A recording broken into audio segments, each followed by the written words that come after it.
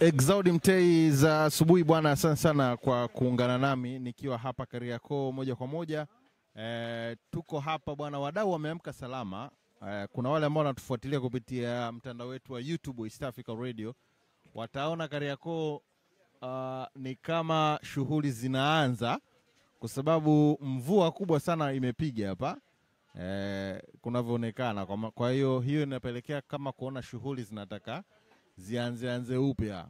Watu ndio wanafunga vitu vyao wakiweka sabas kwa ajili ya kuangalia siku ya leo Jumatatu tarehe 24 mwezi huu wa 3 2025 kuona biashara zitaenda vipi. Kwa hapa imepiga mvua, ndio maana utaona pia kuna watu wachache hapa. Sio kila siku watu nakuta hivi, lakini kutokana na mvua pia imesababisha tatizo la foleni na usafiri umekuwa sio mkubwa sana, lakini yote kwa yote hajaribika.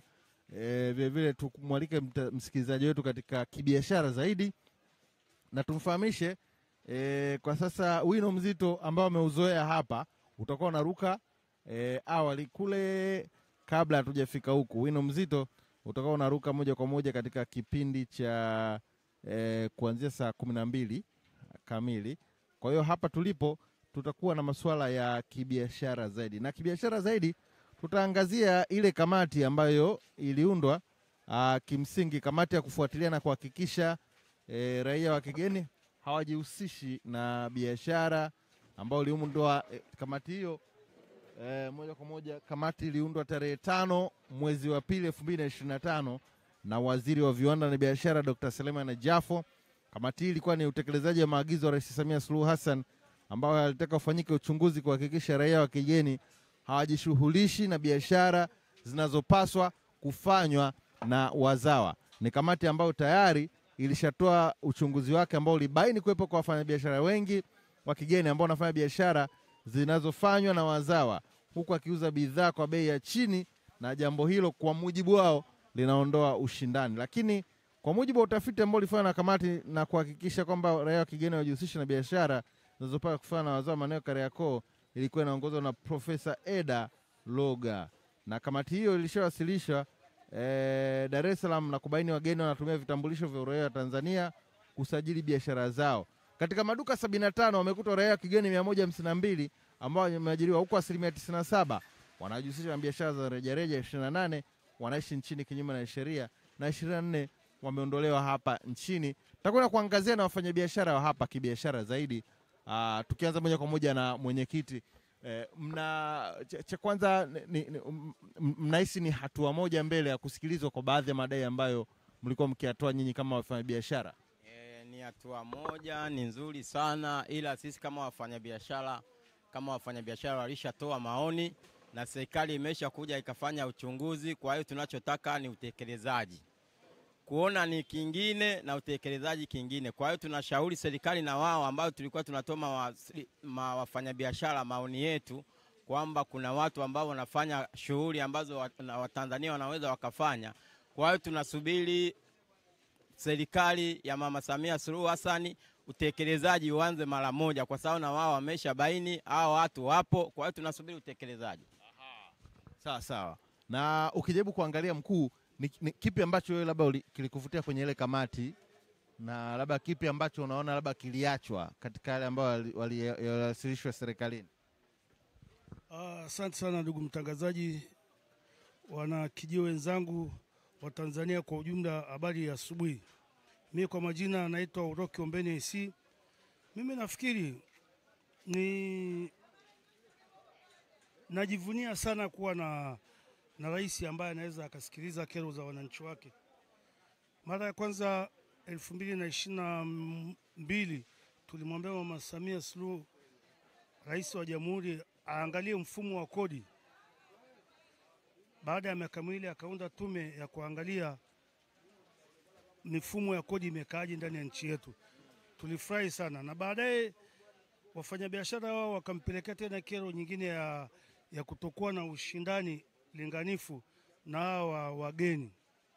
Nalo hilo vile vile amelifanyia kazi, ameweza kumwagiza waziri wake Dr. Selemani Jafo kuunda tume ya kuchunguza hayo matatizo. na ni kweli kila tume ambayo rais anaiunda inamletea majibu ambayo sisi kama wafanyabiashara na raia wa Tanzania tunayafurahia, kwa sababu huwezi kufanya biashara na watu ambao wana financial support from their country. Sisi huku ni watoto wa maskini wengi, watu wa Kariakoo wengi sana, watoto wa maskini ndio wamewako huku. Sasa kwa hiyo wanatumia kila mbinu, na hakuna hata waziri mmoja, mkurugenzi wa shirika lolote au mkuu wa nchi ambaye anaweza akatoka hadharani akasema nimewezesha hawa wakaenda kufika kule Kariakoo kufungua biashara. Hawa ni watu wanaojitafutia riziki yao na wanalipa kodi serikalini. Kwa hiyo hawezi kuja watu tu kiolelaulela wakaingia kwenye biashara ambazo zile wazawa wanazifanya. Na wazawa wanapoamua kufanya biashara kwa kujituma, ina maana lile neno hakuna ajira ndani ya nchi linaenda likikosa nguvu, kwa sababu kuna fursa ambazo wananchi wanaweza wakazifanya wakaendesha maisha yao. Sasa unavyoleta watu ambao ni wakubwa, nchi ambayo iko kwenye G7 ambayo ni super power, ikaje kufanya zile biashara za watu wa chini, una create a big problem ndani ya nchi. Unatengeneza mgogoro mkubwa. Na ndugu mtangazaji, ni wakumbushe tu wa Tanzania, kinachowafanyaga sisi wa Tanzania tunakuwa ungwana ni kwa sababu if one door is closed, many more is open. Ukiamka asubuhi ukakuta store ilivunjwa yote, unaweza ukakimbilia Makete, ukakimbilia Ruambuyuni, ukakimbilia na sehemu zingine, ukaenda kulima vitunguu na nyanya. Unalima mahindi, unalima maharage, kwa sababu bado ardhi tunayo. Baada ya miaka miwili unarudi kwenye reli. Watu wengine wanakimbilia kwenye madini, anakaa mgodini miaka miwili, anavuna madini yake, anapata fedha, anarudi Kariakoo. Kwa hiyo sasa unavyoharibu vile vyanzo vile ambavyo watu wazao wako ndo wananufaika navyo na wanafanya nchi inatawalika na nchi inakuwa na amani, unakuwa unatengeneza mgogoro. Kwa mimi rai yangu kwa serikali ipitie kwanza sheria zake za uwekezaji. Hata kama tunachukua misaada kwa hayo mataifa kama China, tuangalie misaada, je, nini the end of the day? Mwisho wa yote watakuwa ni nini? Kwa hiyo mimi nafikiri ni mmoja wa watu ambao nilienda Ketoteli nikatoa maoni yangu kwa dakika 15 mbele ya kamati. Dakika 15 nilitoa maoni yangu. Na nashukuru yalifanywa kazi kwa 99.0. Kwa hiyo nafurahia sana kwamba tunakuwa na watu ambao na tutafika mbali kwa mwenendo huu wa Rais Samia, kwamba wananchi wakiwa na matatizo, wakiwa na kero, wanazipeleka kwake, anatafuta namna ya kuzitatua. Ni jambo jema, tunafarijika sana. Asante sana. Bado tunaendelea kuchukua maoni ya wafanyabiashara Kariakoo kuhusiana na ile kamati ambayo iliundwa kutazama raia wa kigeni, na kimsingi karibuni sana kwa wale ambao kama mlishaona mabadiliko yoyote yamefanya. Karibu sana. Asante sana. Kwa majina naitwa Rogasiani Hamisi Masawe. Unajua ukishia kuwa rais wa nchi ni comfortable. Rais wa nchi ni mfariji wa Watanzania na wa wananchi wake. Kwa hiyo kila jambo likitokea linaleta shida kwa wananchi, yeye ndio mkuu, ndio wanamfuata, ndio baba wa nchi. Kwa hiyo tunampongeza sana Mama Samia kwa hatua nzuri anayochukua, na roho wa Bwana mtangulie na Mungu amwekee mkono, azidi kuwa imara kama azidi kuipambana na changamoto za taifa letu. Unajua nchi yetu ni nchi maskini na wananchi wake ni maskini. Sasa ukileta watu wa mataifa makubwa kama Uchina kuja kufanya biashara za wasawa hapa, itakuwa ni kuhujumu zile fursa za wasawa. Kwa hiyo naomba hilo liendelee kufanywa kazi, na endelee kumpongeza Mama Samia kwa kazi nzuri anayofanya. Mungu amtangulie mbele katika safari yake. Asante sana. Asante sana. Kumbuka tuko katika kijiwe cha Raha Square hapa Kariakoo. Mimi ni Samson Charles na tuko na kibiashara zaidi, tukiwa na wafanyabiashara, tukiangazia ile kamati iliyoundwa kwa ajili ya kuchunguza masuala kadhaa na kubaini kuwepo kwa kuongezeka kwa kodi vile vile katika vibanda vya frame Kariakoo. Moja kati ya swala ambalo lilitajwa kulikuwa na kuongezeka kwa kodi ya vibanda ambao kamati ilibaini wageni wanaondoa wazawa kwenye frame kwa sababu ya kodi, ambapo kodi inapaishwa kwa makusudi na kuondoa kabisa wafanyabiashara ya wageni ambao wanalipa pesa ya juu. Inaitwa kilemba. Jamani, hebu mtu atuambie kuhusu kilemba, ambaye za kufafanulia hilo, nao tulisikia kwa mpa hapa. Mkuu hapo kuhusiana na kilemba. Tulisikia kuhusu hilo swala. Asante sana. Kwanza napenda kuchukua nafasi hii kushukuru mtangazaji ambaye unatutembelea hapa kila mara kuja kuchukua habari zetu hapa raha na kuziweka hewani. Na kwa majina kama inavyojulikana, naitwa Richard J. Ndaishau. Hapa Kariakoo kuna kitu kinaitwa kilemba. Tumekisikia hivi sio muda mrefu, lakini hivi vilemba ambavyo vinatajwa ni kama anachukua yule aliyokuwepo kwenye duka ambaye anaondoka. Yaani kwa mfano anaachia mlango, unampa hela kidogo na yeye akusafiria. Lakini mimi sehemu ninayopanga mimi kwa ujumla ni kiongozi pale wa mtaa, kwa maana ya mjumbe, na nimekuwepo zaidi ya miaka 12 pale. Swala la kilemba pale halipo. Kilemba ni tabia ya baadhi ya wafanyabiashara ambao wanatamaa za kupata hela nyingi na kusumbua zaidi wananchi, akiwa ni kama na wafanyabiashara. Lakini eneo ninalofanyia biashara mimi sijasikia kilemba. Ila kwa hao wanaokuja wapya kwa kupitia wageni kama hivyo, mtu amekuja kwenye nchi hii anajua kulingana na amani na utulivu ulivyo na anataka aweke biashara yake center, hao ndio wanafanya kama kuwashawishi wafanyabiashara au wenye nyumba kwamba mlango huu mimi nitakupa hela kiasi fulani kabla hata sijakulipa kodi. Na utafiti ulivyofanyika kupitia jumuiya ya wafanyabiashara Kariakoo kwa mwenyekiti wetu, ndio maana alienda kulalamika juu ya wageni. Kwa sababu mgeni yeye anavyoingia, na kwa sababu hata jina lake alisomi kwenye mtandao, kodi nani anavyolipa ushuru, kodi zake, atalipa kodi, akiangalia mizigo anayeingiza ni mingi, anakubali kwamba kuna Mtanzania atachukua hiyo frame, atakata jina lake na ataagizia jina lake mizigo. Sasa akishakuwa na akiagiza labda kontena hata 30, kila kontena lina thamani ya milioni 50, utaona ni karibu bilioni ngapi ameondoka nazo, ambazo ni kodi za nchi. Na hata inapokuja kufanyika kodi za ndani, anakuwa yule Mtanzania ameshafukuzwa kazi, na yule Mchina anakuwa au yule mgeni ashauza luka lenyewe, amehamia kwenye bidhaa nyingine, na anahamia huko kwa kutumia jina lingine, sio lile la kwake tena. Kwa hiyo utaona baada ya kuona kero kama hizo, ndio maana mwenyekiti wetu alipewa zile dakika 2 pale Ikulu, akamuomba rais aangalia hao wageni.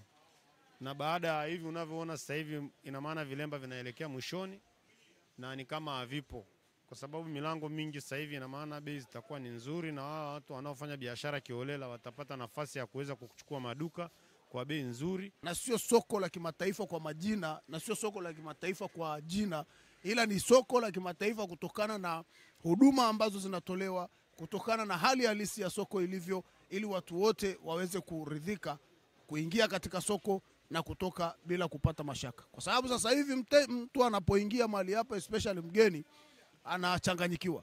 Ni mara nyingi sana mgeni anaingia katika mtaa huu, ananunua mzigo, lakini anasahau amenunua wapi ule mzigo. Mara nyingi sana inawapata hiyo, na hii inasababishwa na hali halisi ya kutokuwepo kwa njia za kuingia katika maduka katika soko letu la Kariakoo. Kwa hivyo niombe Mheshimiwa Rais aangalie cha kufanya katika hili, atoe maelekezo ya haraka ili kwamba njia ziweze kufunguka katika soko letu la Kariakoo. Shukrani sana. Kumbe bado kuna maoni mengi sana ambayo yanatakiwa kufanywa kazi hapa, na kimsingi ndivyo ambavyo unasikia wafanyabiashara Kariakoo wakishukuru na kuona ni mwangaza wa pale ambapo matarajio yao yanapaswa yawepo kuendelea mbele kule ambapo tunatakiwa kwenda. Huenda kukaa na maoni zaidi ambayo yanaendelea kutolewa. Japokuwa hii hoja ya kilemba jamani imeshtua watu kidogo, kwamba kumbe mnaweza mkatoa kodi alafu tena unampa hela ya asante na mnalazimika kufanya hivyo. Imeshtua kidogo. Hem, tuendelee na mengineyo ambayo labda yanaweza yakasikika na kuona jinsi gani ya kufanyia kazi. Karibuni sana.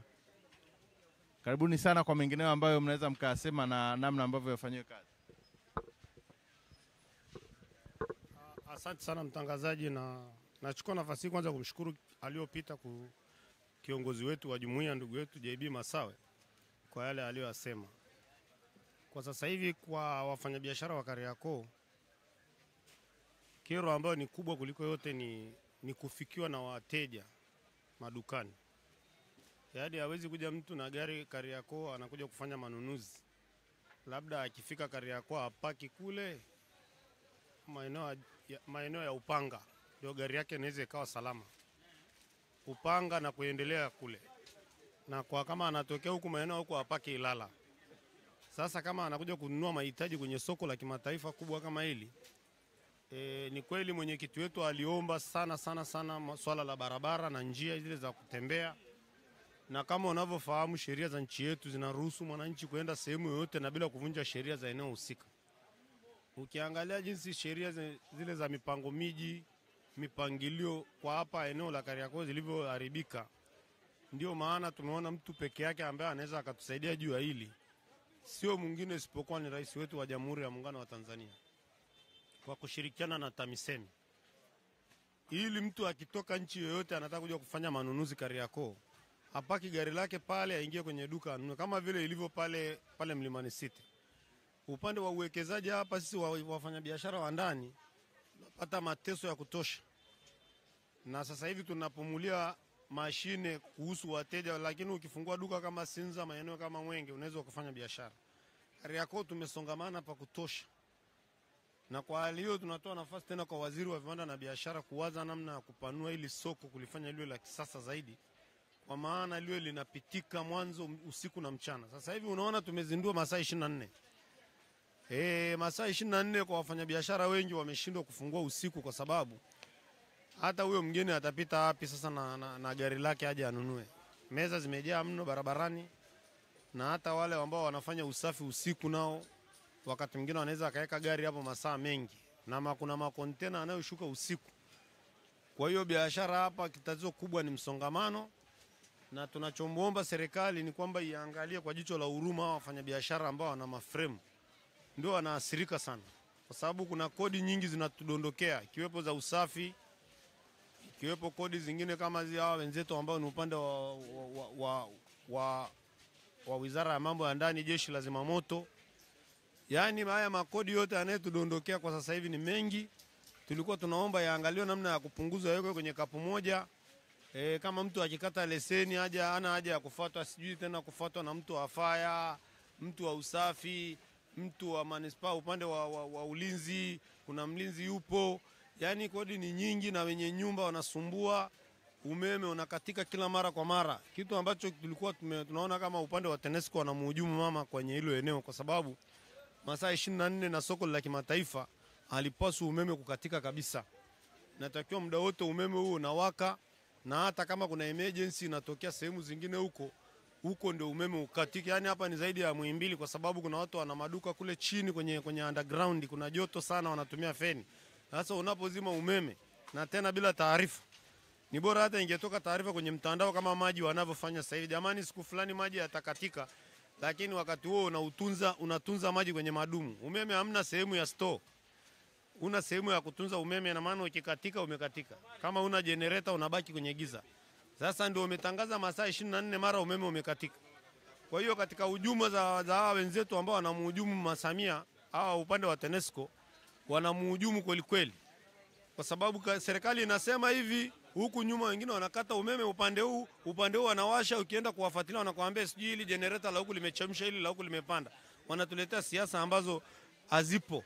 Tunaomba sana wasimhujumu mama, kwa sababu tayari watu washamuona anafaa na kilio chetu anasikia. Wafanyabiashara tunateseka na umeme unaokatika kila mara, hasa mtaa wetu ambao tunafanyia biashara.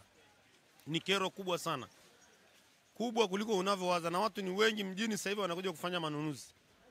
Sasa wananchi wanavyokuwa wengi namna hiyo, alafu unakata umeme ghafla, huko ndani ni giza tupu kulingana na magorofa yalivyosongamana. Na hata hiyo sehemu ya kuweka generator hamna kwa nje. Kwa hiyo tunaomba tuishie hapo, lakini kero yangu nafikiri ni hiyo kubwa. Tunaomba sana wenye mamlaka wachukue hatua. Tunakwenda kumalizia hapa na JB kuhusiana na kingine kabla hujapisha hatua michezo hapo ambao unaingia sasa hivi. Asante sana. Ndugu mtangazaji, nataka nizungumze kidogo tu kuhusu hizi nyumba za shirika la nyumba la NHC. Tuliona shirika la nyumba la NHC lilitoa zabuni kwa wazawa wengi na wakapewa zile nyumba wakaanza kuzijenga. Ikumbukwe katika zile nyumba kulikuwa kuna wapangaji ambao walikuwepo, na kwa mujibu wa kanuni na masharti ya NHC ni lazima zile nyumba zimalizike kwa 100% ndipo watu waingie katika zile nyumba waanze kutumika. Sasa jambo lile limeonekana kama ni athari kubwa kwa wafanyabiashara na pia kwa wale wajenzi wa zile nyumba.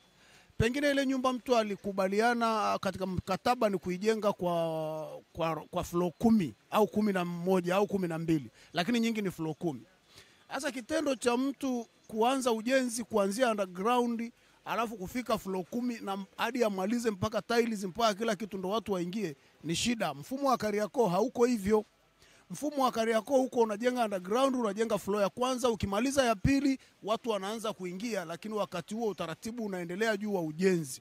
Kwa hivyo mimi nilikuwa nataka kuomba shirika la nyumba, hebu liangalie kwa upya hicho kipengele ili kunusuru watu waliokopa fedha benki kwa ajili ya kujenga hizo nyumba, na ili kunusuru wapangaji waliokuwepo katika hizo nyumba mwanzo ambao wamepaki mizigo yao store wakisubiri nyumba zikamilike waweze kuingia. Kwa hiyo niombe shirika la nyumba liangalie kipengele kwa upya, na ikiwezekana watoe kibali na ruksa kwamba wale watu waliomaliza nyumba kwa kiwango cha floor ya pili basi kwenye maduka watu waendelee kuingia, lakini wakati huo ujenzi uweze kuendelea huko juu. Asante sana ndugu mtangazaji na ninakushukuru sana. Mheshimiwa Mwenyekiti, mimi nawashukuru watu wako bwana hapa. Tumepiga kibiashara zaidi za kutosha sana na tutakuwa hapa muda mrefu zaidi kwa sababu biashara ni Kariakoo. Kwa hiyo kwenye vikao, kwenye grupu la WhatsApp mtakuwa mnaorodhesha masuala kadhaa ambayo tutakuwa tunakuja kuya present hapa, si ndio? Hatuna la ziada. Exaudi Mtei, watu wa michezo wanaweza kaendelea hapo Super Breakfast.